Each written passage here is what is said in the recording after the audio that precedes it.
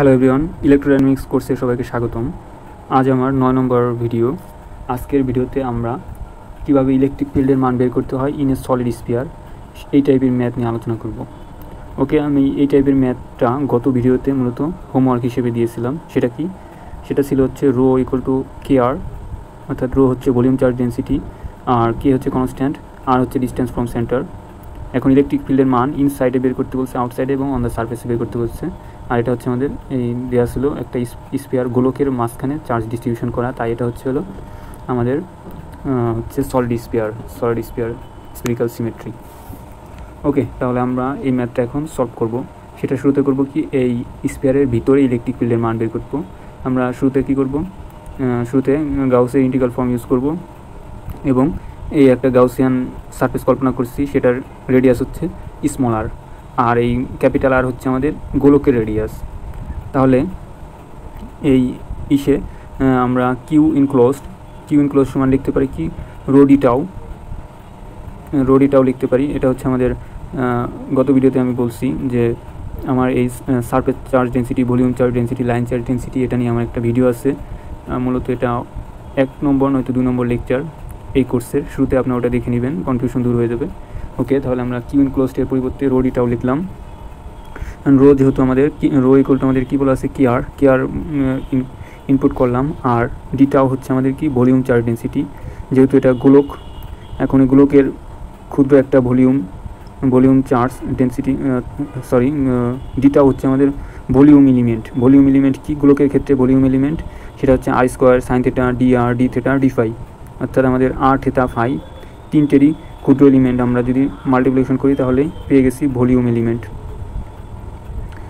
তাহলে আমরা volume element পেলাম। এখন যেহেতু আমাদের এটা ট্রিপল ইন্টিগ্রাল করতে হবে, ডিআরের সাপেক্ষে, ডি থেটার সাপেক্ষে, ডি ফাইয়ের সাপেক্ষে, এবং ডিআরের আমরা লিমিট কি 0 থেকে ছোট হাতের আর।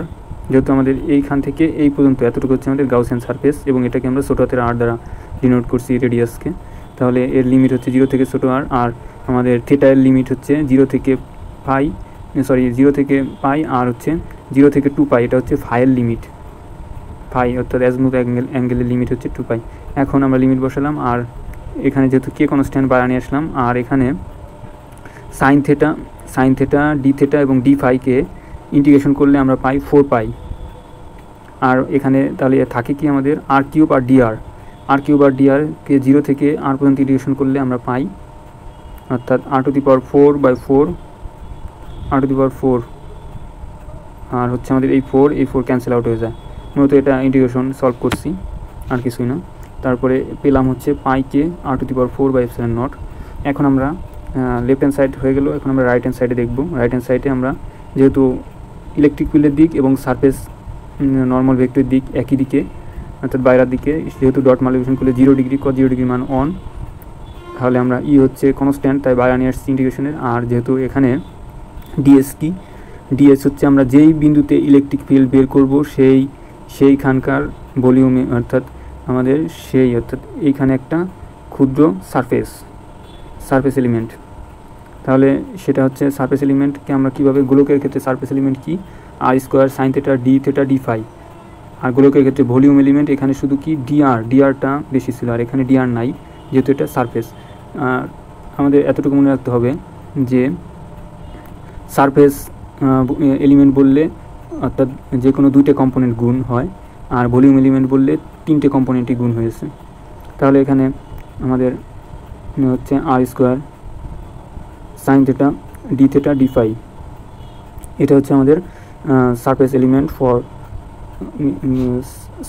ফর স্ফেরিক্যাল কোঅর্ডিনেট সিস্টেমের। এখন আমাদের যেহেতু সারফেস, তাহলে আমরা থেটা এবং ফাইয়ের সাপেক্ষে ইন্টিগ্রেশন করব 0 থেকে পাই এবং 0 থেকে 2 পাই। এটাকে ইন্টিগ্রেশন করলে আমরা যেহেতু আর স্কোয়ার কনস্ট্যান্ট বাড়া চলে আসলে 4 পাই পেলাম। আর এই 4 পাই কীভাবে আসলে ইন্টিগ্রেশনটা সলিউশন আমি গত আগের ভিডিওতে বলেছি, সেজন্য আজকে আর বলতেছি না, জাস্ট খালি বলে যাইতেছি যে ইন্টিগ্রেশন সলিউশন করলে 4 পাই। ওকে, তাহলে আমরা এখন উভয় পক্ষ থেকে 4 পাই আর হচ্ছে আমাদের ক্যান্সেল আউট হয়ে যায়, পাই ক্যান্সেল আউট, আর আর স্কোয়ার, তাহলে এখানে আর স্কোয়ার থাকে, ক্যান্সেল আউট হওয়ার পরে আমাদের ইলেকট্রিক ফিল্ড এর মান আসে কে into r square by 4 4 epsilon naught. এটা হচ্ছে অ্যামপ্লিটিউড ই আর নিচে হচ্ছে ইলেকট্রিক ফিল্ড ভেক্টর। তাহলে এটা আমরা কি পেলাম, এই প্রথমে আমাদের যে গোলক ছিল গোলকের ইনসাইডে অর্থাৎ গাউসিয়ান সারফেস কল্পনা করছি এতটুকু, তার মধ্যে যেইগুলো চার্জ ইনক্লোজড আছে সেই ইনক্লোজডে ইলেকট্রিক ফিল্ডের মান পেয়েছি। অর্থাৎ এই যে গাউসিয়ান সারফেস কল্পনা করছি তার প্রতিটা মিনিটে ইলেকট্রিক ফিল্ডের মান। এরপরে আমরা অর্থাৎ আর গ্রেটার দেন স্মল আর গ্রেটার দেন ক্যাপিটাল আর, অর্থাৎ এই আগের এই গাউসিয়ান অর্থাৎ আগের এই গোলকটার বাইরে ইলেকট্রিক ফিল্ডের মান বের করব। তাহলে আমাদের বরাবরের মতোই যে গোলক দেওয়া ছিল গোলকের রেডিয়াস সবসময় ক্যাপিটাল আর, আর যেখানে গাউসিয়ান গোলক যেটা কল্পনা করছি তার রেডিয়াস স্মল আর। এখন আমরা ওই গাউসের ইন্টিগ্রাল ফর্মুলা ইউজ করছি, যেহেতু আমাদের এটা হচ্ছে স্ফেরিক্যাল সিমেট্রি, তাহলে আমাদের গাউসিয়ান সারফেস হবে স্ফেরিক্যাল। তাহলে আমরা একটা ক্ষুদ্র ভলিউম এখানে কল্পনা করলে সেখানে আমাদের কিউ ইনক্লোজড আমরা লিখতে পারি rho D tau Q enclosed. এখন এই কিউটা এই গাউসিয়ান সারফেসের তার চার্জগুলো কোথায় আছে, এই মূলত গোলকে আছে। তাহলে সেজন্য আমরা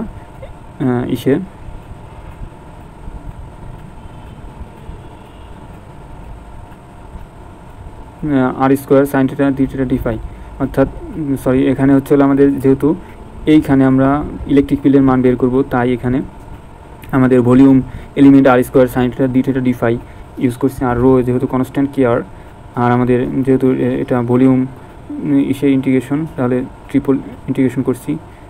আর এখন এই লিমিটটার ক্ষেত্রে আমাদের মূলত ঝামেলা হয়, সেটা কি যে 0 থেকে ক্যাপিটাল আর কেন ইউজ করলাম, যেহেতু এই গাউসিয়ান আমাদের সবসময় মনে রাখতে হবে যে কিউ ইনক্লোজড, এক্ষেত্রে চার্জ যেখানে আছে অর্থাৎ চার্জ আছে কি এই 0 থেকে ক্যাপিটাল আর এতটুকুর মধ্যে ডিস্ট্রিবিউট আছে, আর এখানে কি ফাঁকা, তাহলে আর চার্জ আসছে যেহেতু 0 থেকে ক্যাপিটাল আর পর্যন্ত, তাই আমরা 0 থেকে ক্যাপিটাল আর পর্যন্ত লিমিট দিয়েছি। কিন্তু এখানে স্মল আর ইউজ করছি কারণ হচ্ছে এই বিন্দুতে আমরা ভলিউম এলিমেন্ট কল্পনা করছি।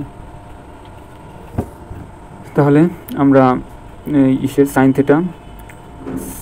থিটা ডি থিটা এবং ডি ফাইকে ইন্টিগ্রেশন করলে পাই 4 পাই, এবং যেহেতু কে কনস্ট্যান্ট বাইরে নিয়ে আসছি এপসাইলন নট বাইরা, এখন আমরা এই আর ইন্টু আর স্কোয়ার এটাকে ইন্টিগ্রেশন করলে r⁴/4 এবং এর লিমিট 0 থেকে ক্যাপিটাল আর পর্যন্ত বসাইলে যা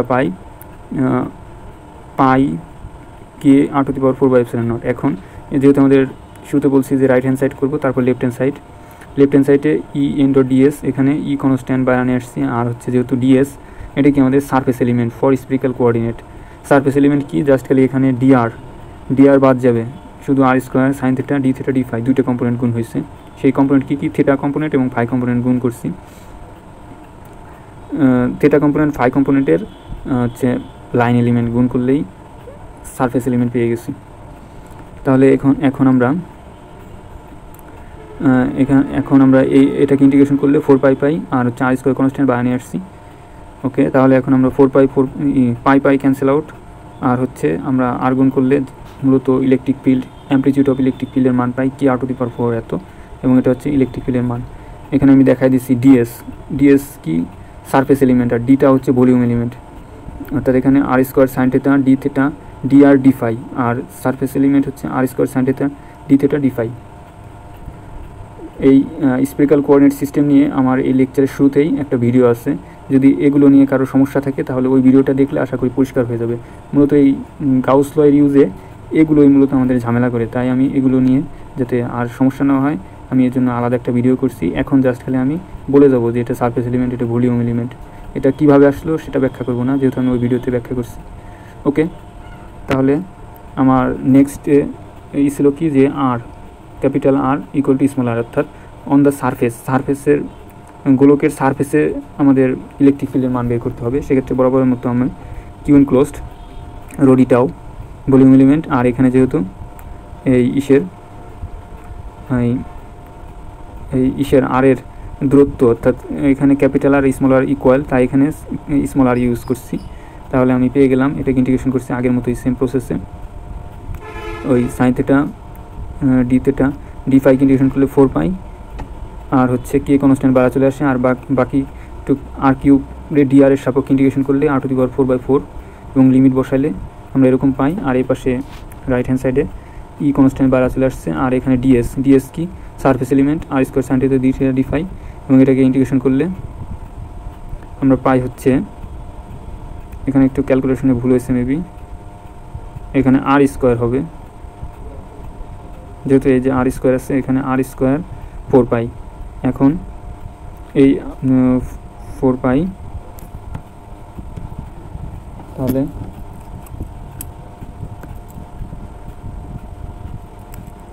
এই r² আর r⁴ এখানে r⁴, তাহলে আমাদের শুধু এখানে r² থাকে, এখানে r² থাকবে, পাই ক্যান্সেল আউট, তাহলে আমাদের থাকে কে r²/4 কি 4 × ε0। এটাই হবে আমাদের ইলেকট্রিক ফিল্ডের মান। এখানে একটু ভুল আছে, আপনারা সংশোধন করে নেবেন। তাহলে আজকের ভিডিও এ পর্যন্তই থাক। সামনের ভিডিওতে আমরা নতুন আরেকটা ম্যাথ নিয়ে আলোচনা করব, এই ম্যাথটা নিয়ে। ধন্যবাদ সবাইকে।